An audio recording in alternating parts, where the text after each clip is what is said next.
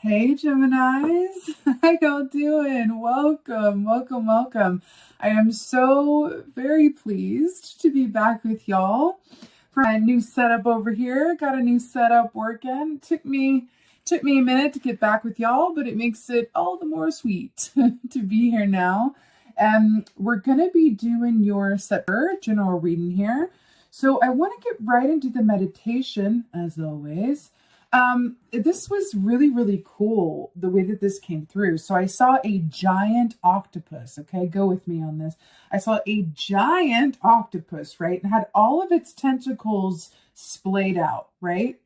And then I saw in each sort of space in between each tentacle, because remember, octopus energy medicine is very much about what you desire and then manifesting it. So it's associated with wish fulfillment and optionality, right? Kind of the shadow aspect of octopus is seeing so many options without being able to whittle down to the, few workable solutions, right?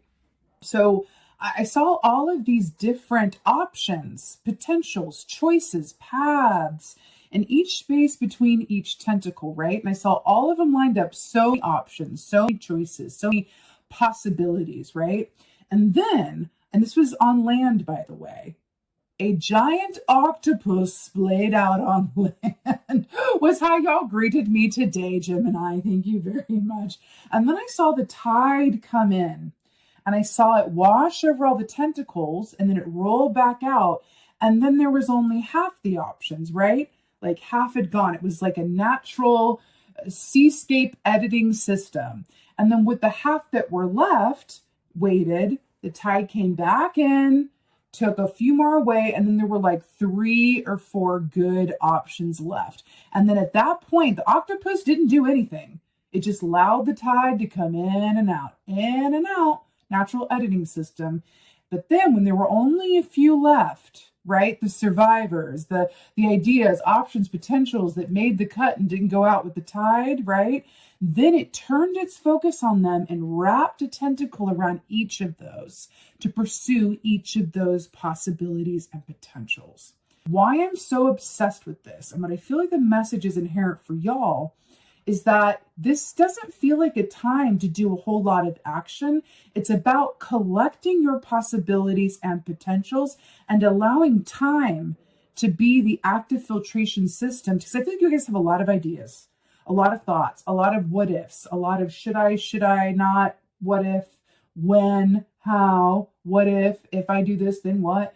Allow time to be the natural filtration system that it is without you feeling the need to go and enact too much of your intention and purpose. The reason being that there's just a little too much going on for you to act on all of it. And if you act too soon without practicing just a bit more patience, you can end up draining a lot of your energy and acting on some of those things that aren't necessarily as strong potentials as the other ones over here that you're not acting on first.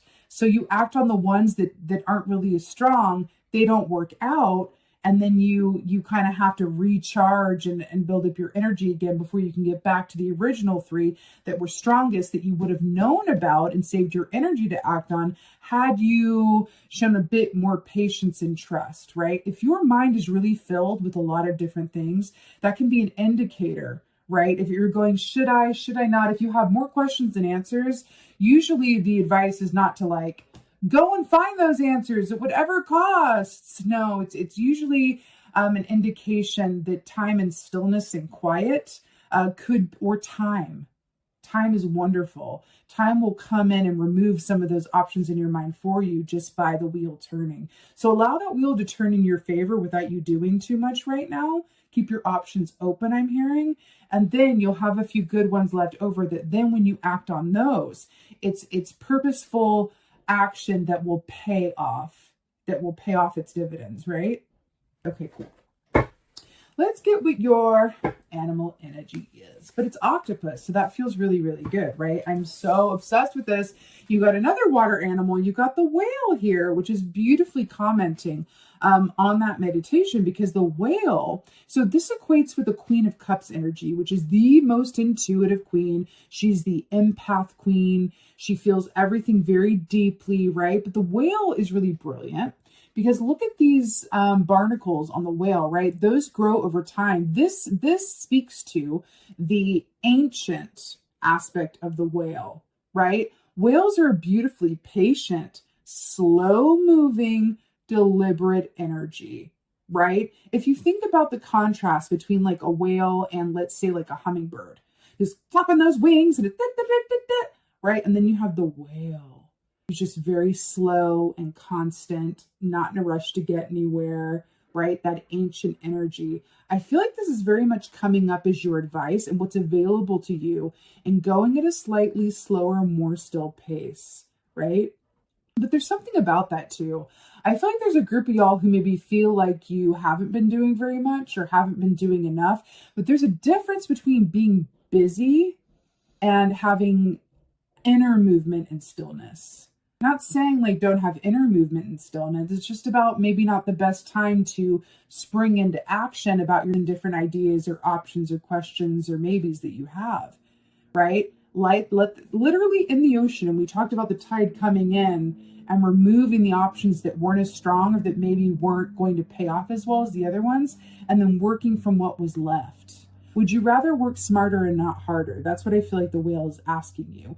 Also, the whale connects in with music and sonar sound, right? So there's a certain aspect of that as well. I feel like if one sense is going to work mostly in your favor right now, like, yes, it's your intuitive sense, but I feel like it's sound. I feel like it's sound therapy, sound healing, sound listening, music. Music. If music is a vehicle through which your mind is able to be free, then that's a beautiful indication for you with this whale, or singing maybe even, right? Whatever frees up that mental activity, energy that fellow air signs are so, abundant in, and tap into the vibrations of, what actually resonates and feels good for you from a soul perspective, because the decisions, the choices, the options that you have before you want to be whittled down and edited through means that are not your active mental, choices and making lists and crossing things off and asking other people what they think. It wants to happen within and through you more organically at its own pace. And trust that if you allow for that, you're going to work smarter, not harder, and have more energy at the end to actually take action on what is in your best and highest good to take action around. Okay? All right. See what's going on for Gemini for September. I love whale energy. Directly related to the heart chakra as well. I feel like it's such a cliche for a reason, that your heart has all the answers, right? Oh, you are not ready. Spirit of Cups. So this equates to the Knight of Cups. You got so much water energy here. I'm here all day for it. So the Spirit of Cups. So do you see this like sleeping lady with this butterfly with this beautiful like chrysalis energy? Literally, what were we just talking about? Working smarter, not harder. Allowing yourself with the flow of time and inspiration to remove some of that Seven of Cups energy you have going on in your mind space right now, right? This is really beautiful, which leads to metamorphosis. Can you just be where you are from a place of inner movement and stillness as opposed to external movement and action, right? So also with the Knight of Cups here, the Knight of Cups is the dreamer, but also the Knight of Cups speaks of doing work that you love to do that doesn't feel like work, right? Because you really love it, right? It also speaks of, relationships that are very emotionally fulfilling. I'm getting a specific message around this. Is there someone, a support system, it could be a group of people, or someone in your life that is able to hold down the fort and do some of these more active to-dos so that you can take this, retreat time to go within yourself and kind of be the whale and allow things to happen around you. That's what this feels like. Can you allow things happen to happen around you a little bit more. And trust that in doing so, when it is time for you to rise from this chrysalis, the fully formed butterfly, that you'll be able to do so fully formed because you took the time to be goo? Question mark. Okay. So much water. Ooh. Oh, this is great. So we have the Lady of Swords here. So this is the Queen of Swords, which is really brilliant. So this is y'all in your feminine form, right? The Queen of Swords is so brilliant because she, it's really interesting on this, is commenting on the octopus situation, because she is the queen of high discernment. She is the editing queen. She is her own editing system. One of my favorite things about the Queen of Swords, she's not the most cuddly, you know, she's not the most cuddly type. She's not necessarily who you want to go to when you want, like, you know, a cuddle and a comfort and a hot meal, like, you know, maybe the Queen of Pentacles is, for example. But, you know, what she is really, really proficient at is telling you exactly what is and is not working, what is and is not a viable option, what is and is not worth your time, what is and is not the truth. And I want to go to that for a minute, this aspect of the truth, because I feel like there are aspects of play of, you know, what is the truth and what is a self-limiting belief that you be either inherited or that you grew yourself as a result of your past experiences where there was loss or failure. Okay, you're being asked to kind of allow yourself to embrace this aspect of discernment and be your own editing system through inner movement and stillness. Because there are things on the table, on your plate, that aren't as they appear or don't necessarily contribute. It's kind of, I don't know why this is coming through like this, but it's kind of like empty calories. Interestingly enough, that's coming to me like empty calories.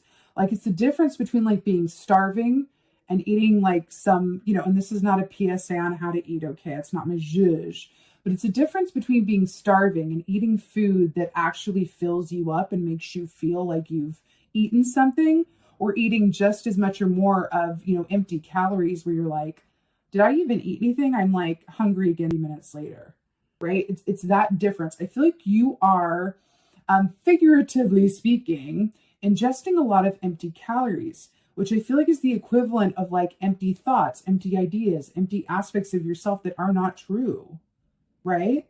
I feel like it's self-limiting thoughts too, that it's like empty calories. Can you be a Queen of Swords and edit some of that out so that you're left with what's actually real and helpful and pertinent? Okay. Ooh, ooh, ooh. 2 for 1. Oh, look at this. I don't even know where to start. So first of all, we have the Innocent, which is the Fool, which I'm really, really obsessed with, because this is about brand new starts and beginnings. But what I'm really obsessed with for you is that the Fool can only move forwards, just like the grasshopper, right? Or the hummingbird can only fly forward.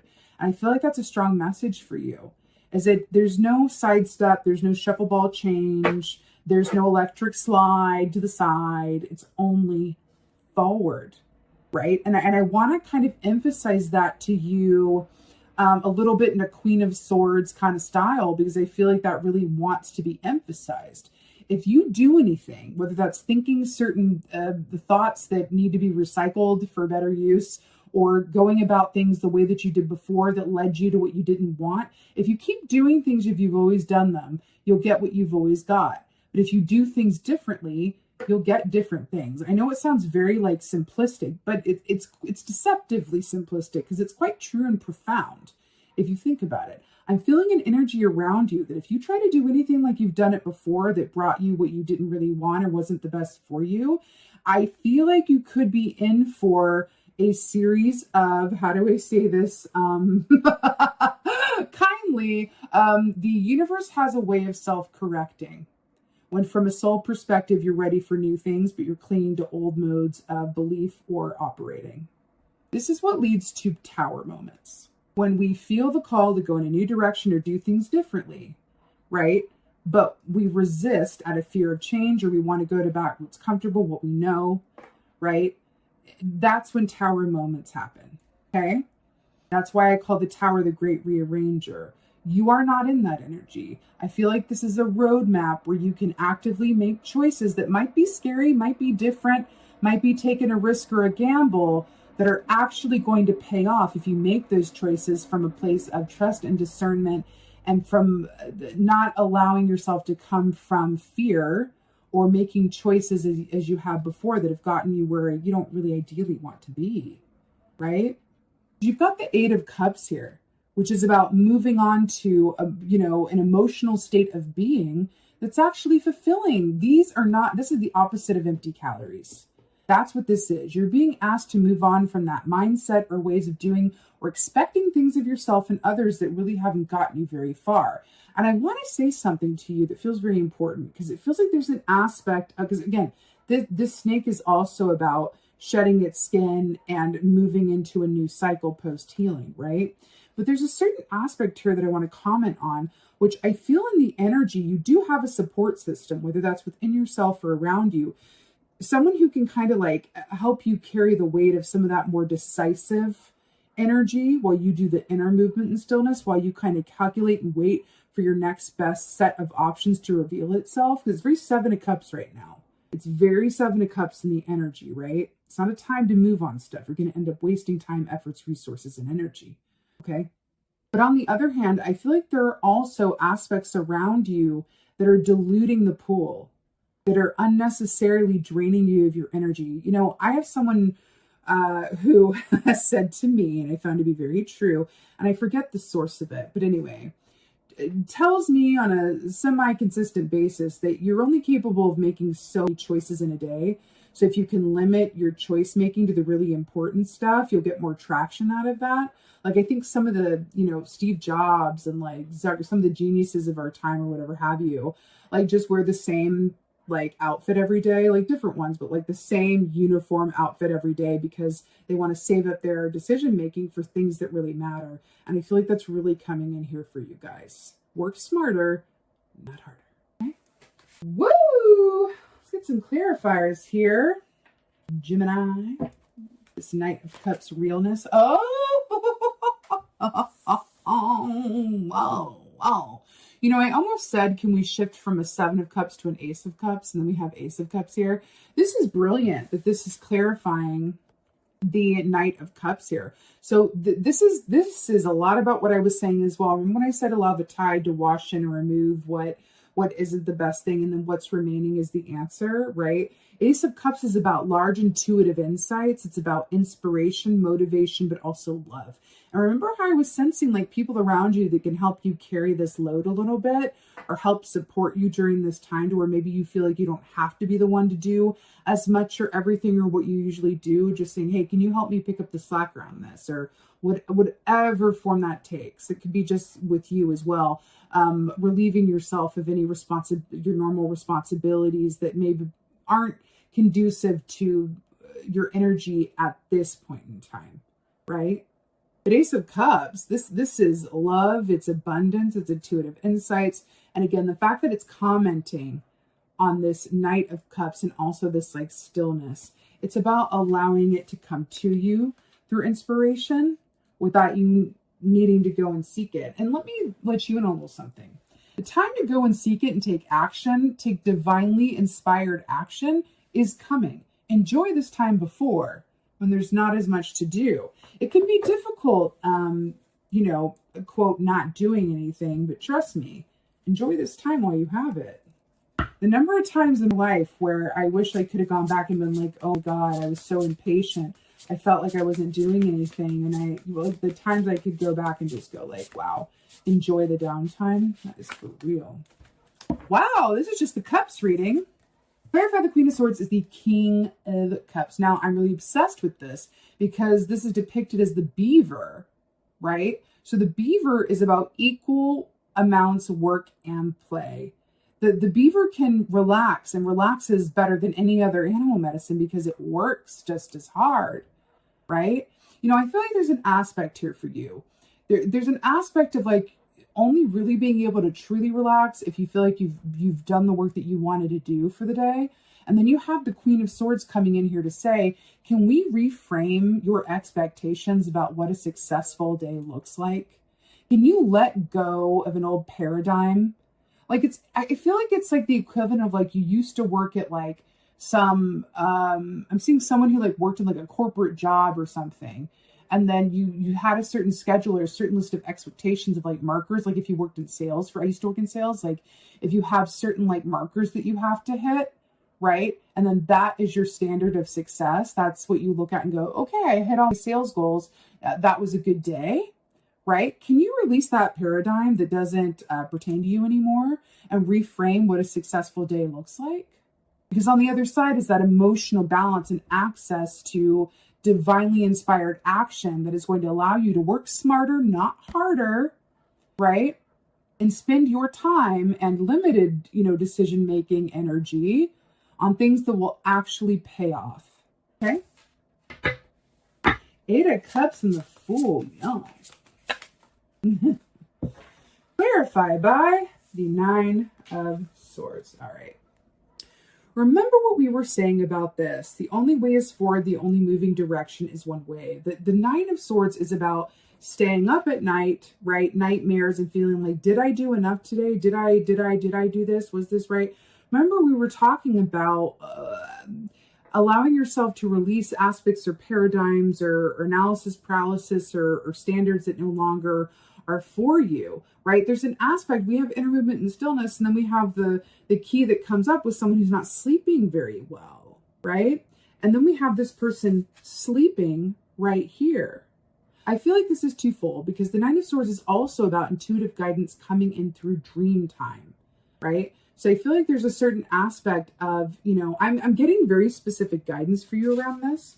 Can you clear your mind as much as possible before you go to sleep so that there's room for divine inspiration to enter in your dream time, your subconscious to speak to you and enlighten you as to the best steps to take? Can you do that? I don't feel like it's going to come from your waking mind. I feel like it's coming from stillness, from sleep, from meditation, from those quieter moments. When you're running about doing things or doing the dishes or running about here and there, I don't feel like much is going to come through. Your ego mind will come through. Your analysis paralysis skills, which you're really good at, 'cause you're an air sign, will come through. But the gems, the gold, the diamonds are going to come through when your subconscious mind is driving the bus, not the conscious mind. Okay? All right. Let's get an oracle. Let's get an oracle for Gemini.